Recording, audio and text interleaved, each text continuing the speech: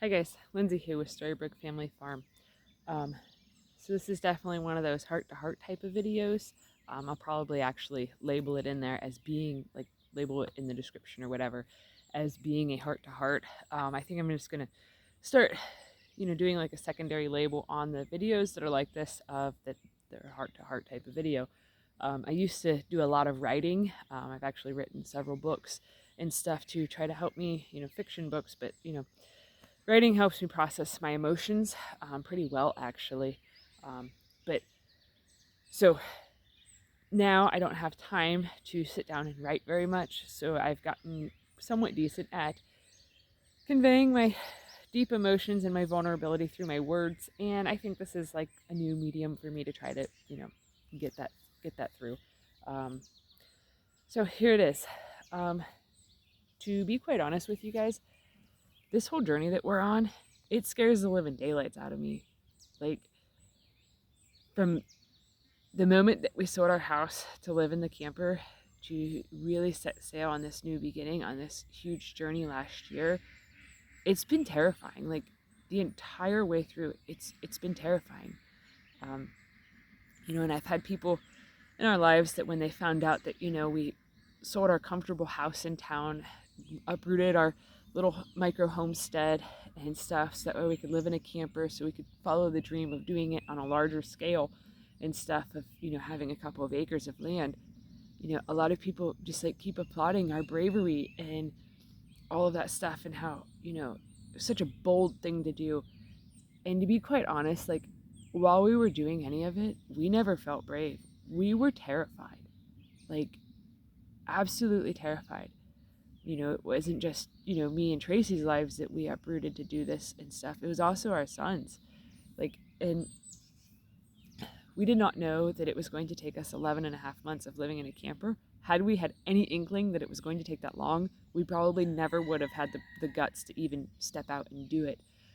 But it was one of those things that we knew that that was our only path to getting out of our house, to being able to find land and all that stuff. And it ended up working out. I'm on our own property now. We've been landed here for, I think we've lived here for 2 months now. March 21st was when we closed on the house. So there's a lot of trash. There's a lot of things that we have to pick up. There's a lot of work to be done. But we were able to buy it with the proceeds of selling our home. So it all, worked out swimmingly well. Which, inside we knew that it was going to work out. We just had no idea how it was going to work out. That is not the camper that we lived in, by the way. That camper was a camper that my uncle gave to us while we were living in our camper, so that way I could work on renovating it, because I was going to turn it into like a bachelor pad type thing for our son Willie, because he was 15 at the time. And living in 3 small dogs, and towards the end we had a baby bottle goat in the camper with us because its mom died after giving birth. um, it got really cramped really fast. But anyways, so that is the beautiful house that we ended up with. Needs a ton of work. We're working on it, but things take time. Just like this row of blueberries here that I have just planted in the past few days. It'll take time before it's big enough that they won't need the cages and big enough to get berries. But anyways, what I wanted to talk about was how absolutely terrifying it is when you know something inside, you know that you're going to do something, like it deep within your soul that something is the right thing to do, it's the right path to take, and it's going to work out. But everything in front of you tells you it's not working out. A lot of people, they, put all this glory into just, having all this faith and all this stuff. Anybody that knows me in my personal life knows that I'm not one of those people that shies away from their feelings. Like when they sense something inside, like, I'm also not one of those people that shies away from doing things kind of boldly and being brave. And I'm not a stranger to taking big, bold leaps of faith. Let's just say that. I do usually look before I leap, but I am not one of those people that's afraid to do that, because when I sense something inside, when I feel something in my core that is what I ought to do, then I do it because I feel compelled that I have to do it, that it's the only option and stuff. That's how I operate. Um, so with that being said, like when I get that sense, that feeling, there's like nothing that can stop me from doing that thing, because it's like I get tunnel vision. I go, oh, that's what I have to do. And then I go for it. Um, so me as a person lends itself very, very well to taking those big, bold, brave leaps of faith. But that's not to say that I don't like start panicking after I take it, after I do it. Like after we moved into the camper, there was a lot of tears on my part and on Tracy's part. A lot of questioning of, did we do the right thing? Are we insane? What the hell are we doing? And stuff. That was like a regular thing, like a regular topic that we talked about, of how scared we were and stuff, that we knew that we had to do it. We knew that it was the only way for us to go forward, that it was part of our journey, it was part of our path, and that it was like essentially part of our mission. Like sometimes these bold leaps of faith, they feel like you're on a mission and that it's your next task and stuff. Like, I could get all philosophical and metaphysical into the whole thing, but that's how it feels to me, that I've been given a task and that I have to do it. That once I sense something deep inside, I just know that that is my task, that is my duty, that is my mission, that is my purpose at that point, to do that specific thing, that I have to do it. So it just happens. It's like when we drove by this house and stuff, I told Tracy that I didn't even need to see inside, that I knew that that was where we were going. And, it took a while. It was like a month or so after we first looked at it and stuff, that, it was a couple weeks, that we ended up being able to get them to accept our offer and, tweaking things around. And it was just a whole big bunch of hoopla, but it doesn't matter. We ended up at the exact place that I had felt deep inside, that is exactly where we are going, that it is our like sacred duty to clean it up here, to remove all of the trash, to do all of the work, to bring beauty back to a place that had been abandoned for a long time.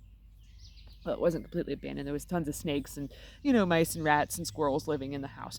But beyond that, it was abandoned. It was abandoned by humans. And everybody that looked at it probably thought it ought to be torn down and stuff. But it's an old house. It's got great bones. So, we're toiling away at it. But anyways, what I want to say is, like, even when you're somebody like me that can feel things so strongly and with such certainty that you know that there's no avoiding it, that is exactly what you have to do, that is exactly where you're going, how it's going, all of that stuff, you can sense that stuff.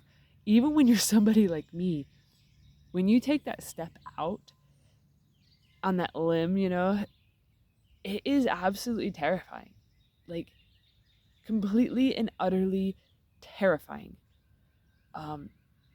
Because then, like, you're basically trusting your own intuition, your own feelings, and ignoring every single thing that your head is telling you, ignoring every single thing that all of your peers are telling you and strangers are telling you and people are criticizing you and telling you, like, hey, that's really crazy. Like, you shouldn't do that and stuff.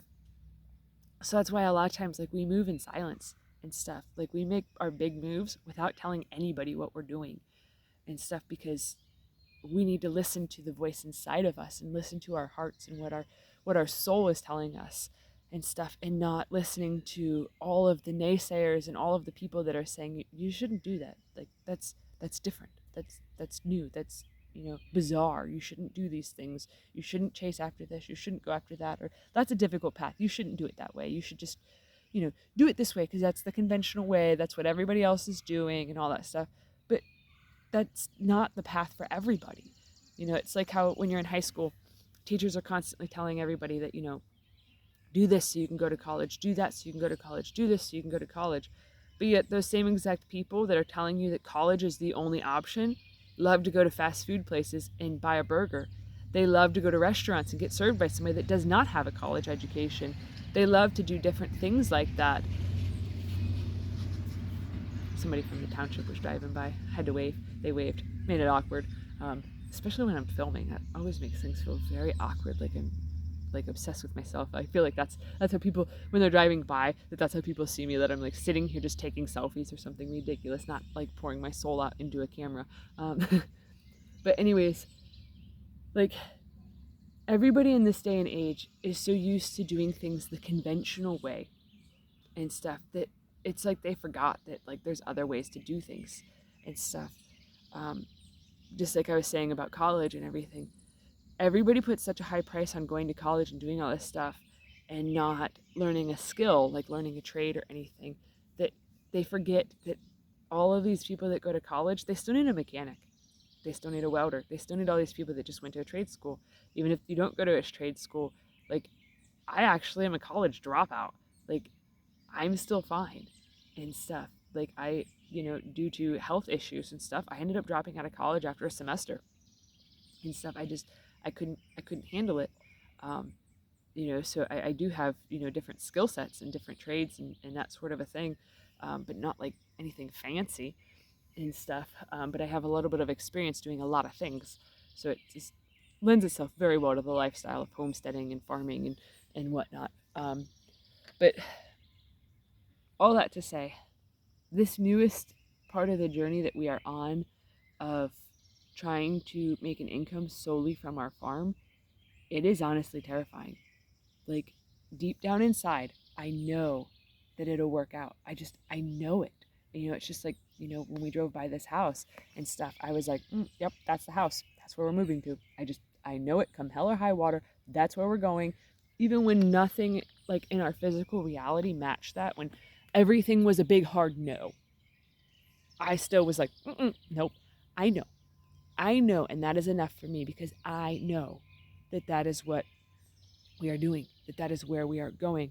It just was one of them things. It was like a buzzer went off inside of me when we seen the place, and I was like, this is where we're going. Like I knew it. And that's this whole farm business and stuff and selling the bread and doing the farmer's market.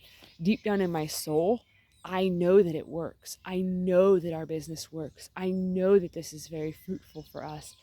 But right now, like in my physical reality, I'm scared to death. Like, honestly, like I can't hardly sleep because of my fear and stuff, even though like I know that I just got to keep walking forward and walking through the dark and stuff. But when you're in the middle of the whole walking through the dark period and all you have is the little light inside of you that says, I know this is going to work, it is terrifying and stuff, because as you're walking through the darkness of all of that fear and stuff, it doesn't even matter if you're on a crazy journey like we are and stuff. When it starts getting really super, super dark, you just got to keep remembering, I know this works. I know this works. I know this works. I know this is going to work. And it ends up doing it. But when that dark starts swallowing you up at every which way and all that stuff, and you're just like balled up inside and stuff, and you're like, deep breath, deep breath, deep breath to get through it, it is so hard because the first thing you want to do is turn and run back out and stuff of that dark cave. But I'm telling you right now, the only way to get anything done in life is to keep walking through that dark cave and through the scary spots and all that stuff. And right now, I am in like the scary spot. Shortly after we bought this place, like it was actually like day 2 of us moving in, my car broke down. My car that was completely paid off, that we've put a lot of money into restoring and fixing and making really super nice. It was a 2001 Oldsmobile Intrigue that was pretty much in mint condition except for a tiny little bit of rust. Okay, so it was an old lady car, but I absolutely loved it and stuff. I like old stuff. Hence why we have a really old house, because I like old houses. The universe was like, haha, I'll give you what you like and stuff. But anyways, so right after we bought the place and started moving in, my car broke down to the point that we could not fix it. We did not have the money to fix it because we just bought this place. So that made it so that way we had to get a car payment. We looked for anything that was even remotely affordable. And what we found was basically the same car that we already own and stuff, just a good bit newer and had like 100,000 less miles on it and stuff. But the car payment for that is absolutely outrageous. It is what our mortgage payment was when we lived in town, okay? Like, I'm not even like BSing you. Like, it is beyond insane and stuff, because the bank viewed us as sketchy individuals because we don't have debt and stuff. Like, that is literally our only debt, is that car. And, I make enough money as it stands right now with selling the bread and doing the farmers markets and all of that stuff to pay all of our monthly stuff if we don't have the car payment. The money that Tracy got from her 401k because we took a loan out of the 401k to buy the camper to start this whole thing. Okay. The money that she took out of her 401k when she quit her job so we could do this for, full time, it is enough to either pay the car off or to put a new roof on the house. The camper, we have it currently for sale. No one's buying it. We thought it was going to be a quick sale. We had it sold and it fell through. So now we're in this position of, what do we do? Like, honestly, like, what do we do? We know that this path, that it'll work out for us, that we can swing everything with the money that we can make from the market and stuff. We're entering into like serious market season. Like this week is the first week of us having 3 markets in 1 week and stuff. And there's a specific amount of money that we need to make a week to live comfortably, to be able to feed the animals, keep everything peaceful, comfortable, not losing any sleep, still have a little bit of extra money to work on projects here. And right now, because of that car, we can't do it. Unless if we do like a gazillion more sales and stuff. Like, we're in such an awkward place of knowing that things work out, but not knowing how, that it is very hard and stuff to just keep going through the dark of having this faith and stuff. And like, before somebody like asks in the comment section, we did contact that Carvana place to see, what we could sell the car for, and we would lose like $5,000. Kind of a bummer there. So I don't really know what our options are, what we're going to do. It literally is our only debt, and we plan to continue to live debt free. So there is always the option of just telling the bank, come get it. But that's our like least favorite option. We're not those types of people, but we could be if we need to be. All jokes aside though, it is honestly, it's hard to know something really deep inside of your soul. And when you're in that position of everything in your physical reality is like, it won't work. But inside of your soul, it works. It is very hard to even try to talk to anybody about it because people just already think you're crazy when you're talking about it and stuff. And people just judge because it's different. A lot of people had told us that we should give up on the notion of finding a place that we could become debt free. And we just laughed. Not because we weren't willing to, but because we literally had given up on the whole debt free thing. We're like, at this point, we don't even care. We don't even care if we're paying cash for the place. We don't care if we have to get a mortgage. We don't care anymore. We just want out of the godforsaken camper. We just want something that is ours. We just want to get through it and be over this whole part of the journey. And then it just like poofed up like magic and stuff. This property did. And it all worked out. And, we were able to do what we initially set out to do and stay debt free, which is the thing that we knew inside of our hearts that we were going to be able to do. But once we got so far into the dark cave, the dark, scary spot and stuff, we were willing to do just about anything to just end our suffering and stuff of, being in such a place of uncertainty for so long. It honestly, it weighs so heavily on you mentally. Like, it causes serious issues and stuff and serious problems of constantly being like, well, this needs to be done, but if we're not going to be here tomorrow, if we're not going to be here the next day, or if we're not going to be here next year or next week or next month, then I'm not going to bother with it. And then you're constantly like, should I have done that? How long am I going to be here for? Is this going to be years? It almost feels like you're in prison and stuff. Like not that our living situation felt like prison, but it was like a prison inside of your mind and stuff of, how do I get out? Where's the exit? And stuff. How long am I stuck here? How long am I being held captive in this space for? And stuff. And it just, being in that same position right now with finances and things of trying to make hard decisions and stuff. We obviously are going to get the roof done and stuff. We have to get the roof done and stuff before wintertime. There's only one real spot that it leaks, but we also need to remove the chimney that is there because the chimney is why it leaks. And the chimney is broke. It's messed up. It's all jacked up and stuff. the front of the house, the soffit is falling down. This house has got a lot of curb appeal. Yep, definitely a lot. Um, I hope you can detect the sarcasm in there, because we've done a lot to make it a lot better. Even our mail lady keeps stopping by to tell us like how much better it looks, and to encourage us to keep going forward with it. And lots of neighbors have stopped by to essentially do the same. So we know that we're doing a good job. But yeah, like, it's scary being in this position. And for those of you that your immediate thought is, well, why don't Tracy just get a job? The thing is it's like when we were looking at houses, okay? We had put in offer after offer after offer at all these different houses, just hoping that maybe something would open up and stuff. Places that you needed a mortgage for, places that you could do cash for. We even went to auctions. We even tried to buy raw land. Nothing worked, okay? The same exact thing is happening with Tracy finding a job. She had secured a job. Everything with the interview went well. They sent her for a drug test. She passed the drug test, all that stuff.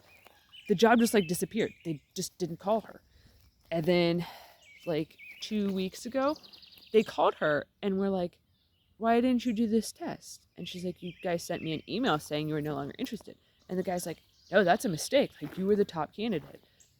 I'll have my manager call you on such and such a date to fix this and to set it up. Well, guess what? They never called. She's applied at a bunch of different places and nothing's there. So I mean, it doesn't take a rocket scientist to know that this is one of those things that we have been pushed into this dream of ours and stuff, because this has always been our goal. Our goal has always been buy a place debt free, figure out how to make money from that place so we don't have to be apart anymore. We hate being separated, like absolutely hate it and stuff. Like, it used to be when Tracy was still working her job, that Mondays I was extremely depressed. I would cry a lot of the time on Mondays, and I would then try to like basically pull myself up and stuff to just work constantly, to do projects constantly, because I needed to distract myself from being so sad and so lonely. And I know that a lot of people probably think, oh, well, they're just super codependent. It's not like that. Like, we have a very different type of relationship and stuff. Anybody that knows us on a personal level knows that, like, we're just like one and the same and stuff. What I'm good at, she's not good at. What I'm terrible at, she's fantastic at. Like, math, totally her thing, not mine. Don't come to me with a math problem. Like, that is not cool. But don't come to her with an English problem. Like, it's just, we're good at different things. But, we're not codependent. We like each other a lot. But yeah, I used to spend a lot of time just like sobbing while like keeping busy constantly and stuff, to try to basically numb the heartache, numb the pain, numb the loneliness and the sadness that I felt of being so alone all the time. Because it's been years that I've, not been physically able to work a regular job due to my joint condition. So that's a lot of time to be in like solitary confinement and stuff. But yeah, so our end goal has always been to find a place debt free and then figure out a way to make money from that place, with doing farmers markets and the bread and the produce and selling things, to make it so that way we don't have to leave for income, that we can just make all of our income here. So now that we are here, and now that she's not working and no job opportunities are being pushed out, it's kind of like, okay, well, we've been tossed into the deep end and it's time for us to swim. And it's really scary. It's super duper scary and stuff. I'm not so worried about us floating through the summer, because throughout the summer we have 3 markets that we are doing all summer long. I'm scared for when winter comes, because that's when we go down to 1 market. So we definitely are looking for other opportunities to get our bread into different places, different avenues, different things. Maybe find a store or something. I don't know. We're all super new to this stuff still. But yeah, I just wanted to post this video to essentially encourage anybody that is thinking about making a big, bold leap of faith, or that is in the middle of it, or that's trying to make a change, and they're in the scary, dark part. Because even somebody like me that is essentially a pro at doing like really bold, brave, crazy things, not like mountain climbing or, anything like that, but those metaphorical mountains, I'm great at climbing them, okay? Real ones, no, I do not like heights. I do not do heights. I'm going to have to conquer that fear to put a roof on that barn, because the quotes that we got are just, they're unbelievably, astronomically ridiculous and stuff. So I'm going to end up doing a lot of it on our own. I think Wilbur's scratching his head. He's making an awful lot of ruckus over here. Yeah, that's what he was doing. We repurposed an old doghouse to make Wilbur's hut and stuff, and he is really, really content with trying to destroy it. So he's got it all tore up there. He's got the siding all tore up because he likes to scratch in between his horns and stuff. But I'll actually just end this here with the goats. So I just wanted to encourage everybody, there you go, that if you are actively in the dark, scary spot of following your dreams and following a path that is, you know, scary, no matter what change you're making, no matter what it is that you're doing, just keep going. If there's something that you're feeling called to do and you're not doing it, just try doing it.